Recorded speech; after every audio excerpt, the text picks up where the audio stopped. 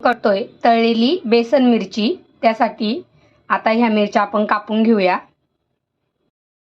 खूप मोठ्या होत्या त्यामुळे मी एका मिरचीचे 2 भाग करून घेतले आणि याचेही आता मी 2 भाग करून घेणार आहे। मध्ये थोडासा ओवा घालायचा, चवीपुरतं मीठ घालायचे, थोडीशी हळद घालायची आणि आता हे मिश्रण मिक्स करून घ्यायचे। पाणी घालायचे आणि घट्टसर असं मिक्स करून घ्यायचे। फार पातळही मिश्रण करायचं नाही, मध्यम स्वरूपात ठेवायचे आपल्याला हे। यामध्ये मी सोडाही घातला आणि आता आपण हे मिश्रण असं छान मिक्स करून घेतले। तर या पद्धतीने आपल्याला मिश्रण तयार करायचे, जेणेकरून ते मिरचीला व्यवस्थित चिकटलं जाईल। आता मी वरती कढई गरम करायला ठेवलेली आहे। कढईमध्ये तळण्यापुरतं आपल्याला तेल घालून घ्यायचे। जोपर्यंत आपलं तेल तापतंय तोपर्यंत आपण ह्या मिरच्या या मिश्रणामध्ये मिक्स करून घेऊया।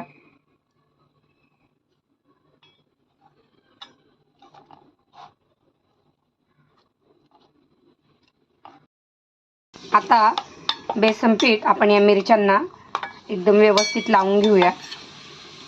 तुम्ही हवं तर हाताने एकदम छान लावू शकता, सध्या मी चमच्यानेच लावून घेतले।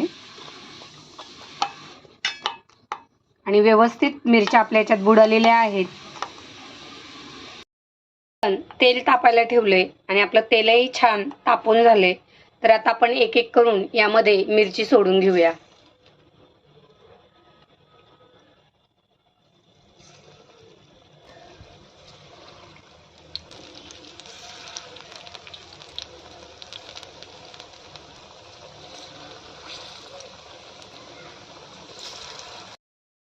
आता आपण मिरची पलटी करून घेऊया। अशा छान एक साइडनी लाल रंगावरती मिरची आपण तळून घेत आहोत। आता दुसऱ्याही बाजूनी लाल रंगावरती मिरची आपल्याला तळून घ्यायची आहे। या पद्धतीने मी सगळ्या मिरच्या पलटी करून घेतल्यात।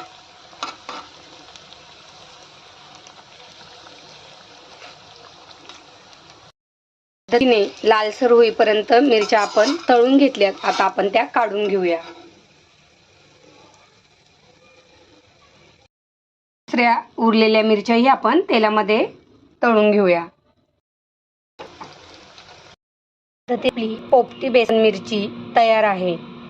डाळ राईस किंवा कोणत्याही भाजीसोबत तोंडी लावली तर खूपच अप्रतिम लागते।